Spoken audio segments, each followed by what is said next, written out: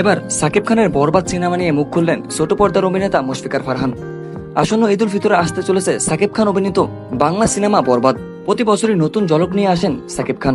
এবারও তার বিপরীত কিছু ঘটেনি। এবারও ঈদ উল ফিতরে আসতে চলেছে সাকিব খানের দুর্দান্ত ছবি বরবাদ। তাই তো এবার সাকিব খানের বরবাদ নিয়ে মুখ খুললেন মুশফিকার ফারহান। ইতিমধ্যে সাকিব খানের বরবাদ সিনেমা প্রমোশনে গিয়েছিলেন মুশফিকার ফারহান সহ ছোট পর্দার অনেক নায়ক নায়িকারা। তাই তো সাকিব খান এবার আশার আলো দেখছেন বরবাদ নিয়ে।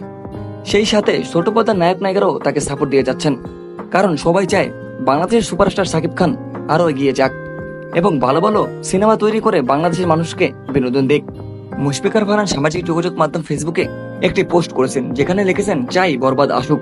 তার এরকম পোস্টে বোঝা যায় সাকিব খানকে উদ্দেশ্য করেই পোস্ট দিয়েছেন মুশফিকার ফারহান। এবারের ঈদ উল ফিতরে নাট্যপাড়ায় মুশফিকার ফারহানেরও বেশ কয়েকটি নাটক আসতে চলেছে।